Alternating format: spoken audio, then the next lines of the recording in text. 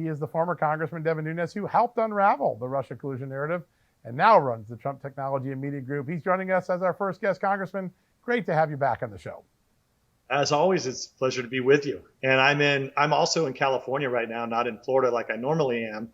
But, Amanda, I heard you say something about the fruits and nuts.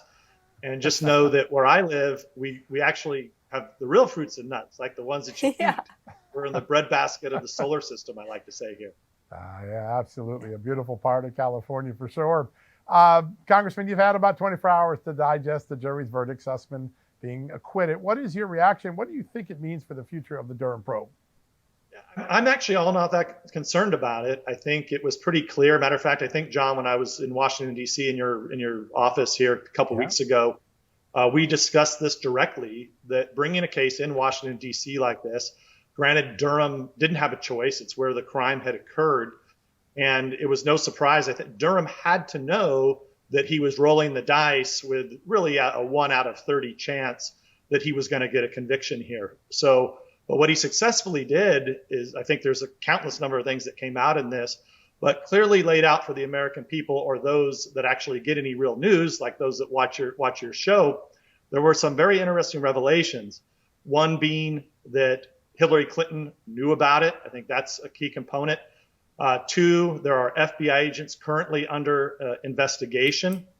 And now I think you've also seen the latest that our colleagues in Congress, my former colleagues in Congress, have released, and that is that there was some type of strange relationship between the Perkins Coie law firm, this is a law firm that Sussmann used to work at, and the FBI, including possibly that Sussmann himself had some type of access to the FBI. This is something that we never knew. I'm sure there's more to be figured out on that subject, but I'm very interested in it. So after that, I think you have to look at where does it go from here. You have the indictment of Danchenko, who is the supposed source that we were told by the crooked cops at DOJ and FBI at the time that, oh my God, we can't tell you this source. He would possibly die. You had the Clinton campaign people and operatives running around. Oh my God, people are going to die. They testified to Congress. People are going to die. Well, it ended up this dude was just like a guy who had been born in Russia, tied to left-wing think tanks, and had been kind of an avatar in producing stuff for Christopher Steele for, it looks like, a better part of a decade. That trial, he's been indicted. That trial is set to start in, I think, September, October in the fall. Right. And then also, I think the last component would be, it just appears like Durham has successfully laid out what we knew, that there was a conspiracy here, and that everybody knew about this, the dirty cops, the Clinton people, the people at the DOJ, there's, the media, the fake news media, they were all in on this. And which is, by the way, another revelation that I forgot. We also got to see some of the folks in the media who were clearly read into this operation and this narrative build. So the question, I think, will come now with the tech executive who was spying on Trump, not only his campaign, but then later as president. Will they be able to build a conspiracy case around him or some of these FBI agents? I don't know, or will Durham be able to build a conspiracy case at all? But I think that he clearly has one that he's laid out just in this Sussmann trial. But look, like I said, Sussmann skating in Washington, D.C., I think is a much bigger problem, one that we could probably spend your whole show on. But there's clearly an issue with the court and court system in Washington, D.C. Yeah, no doubt. Yeah, and that's the sad thing is that I don't know if any of us thought that there was a universe in which this jury of his peers literally would have voted to convict one of their own. And I think that that's a result of a much larger problem in that I think for a lot of people, Democrats, Republicans alike, they feel like, why bother following this stuff and staying informed when nobody's ever going to be left on the hook for it, and if they are, then it's some, peripheral person, some outside person. Do you expect that there will be anyone of note who actually goes down such that it's satisfactory to the American public? Well, I think it all depends on, one, whether Durham can bring additional indictments. For sure, if he could bring a conspiracy indictment, I think that would be major. It would be big. And then you also have to make sure that he can bring it somewhere outside of Washington, D.C. I mean, I think that's one of his biggest problems that he has. I mean, this Sussmann was almost a test. Granted, look, he was a small fish in a big pond, but clearly directly tied to the Clintons. It was one narrow sliver in terms of lying to the FBI. But you take what happened to Sussmann, I guarantee you, if it was a Republican, he'd be almost immediately indicted. And the jury foreman, a forewoman, she came out and clearly stated something crazy like, well, why would they be focusing on this? Well, in fact, D.C. has focused on this, and the dirty cops at DOJ and FBI actually set up a 3-star general named General Flynn, who, through all the Russia hoax and all the crap that we've dealt with over the years, the one thing we knew for sure all the time, the one thing that was definitely illegal was leaking of transcripts that somehow escaped from the IC that involved General Flynn that actually ended up being not even true, most of those transcripts, and they were lied about.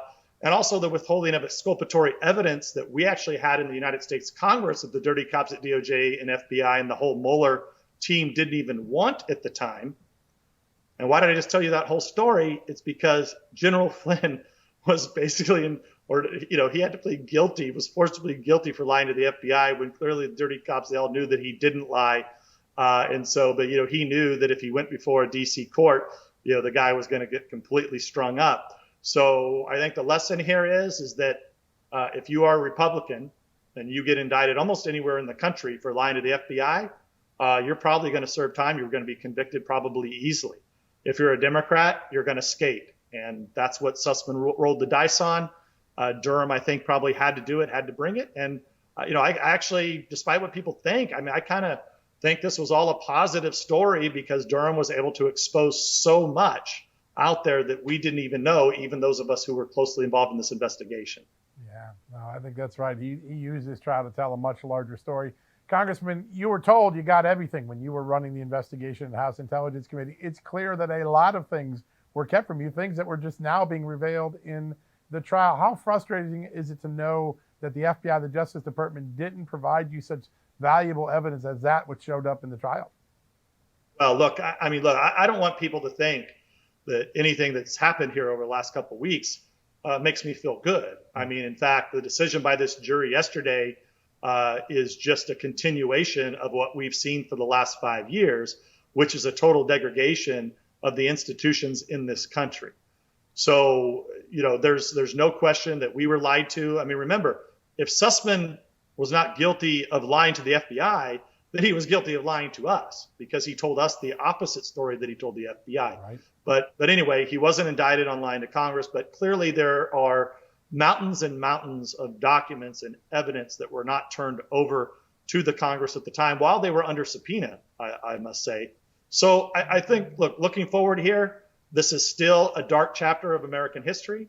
It's, essentially, I left Congress precisely because of a lot of these issues. I wanted to go out and make sure that we could communicate, which is why we started True Social, Donald Trump's, media company. We're doing that so people can communicate because what I'm afraid of is a lot of the people that were maybe on the DC jury and even those, throughout the heartland have no clue of what we've been talking about here the last 7 or 8 minutes or so, John and Amanda. They have no idea that any of this happened. And that's why it's so critical for True Social to be successful. And I think it's one of the reasons why, we're the fastest social media company in history. Fastest growing social media company in history is because people are desperate for information because they know that DC, dirty cops, dirty Congress, dirty politicians, dirty fake news media, they are all out there very dangerous to the future of this country and to a dark chapter of history that still hasn't been closed. Congressman, we appreciate you coming on and your insight as always. We'll have you back on again soon.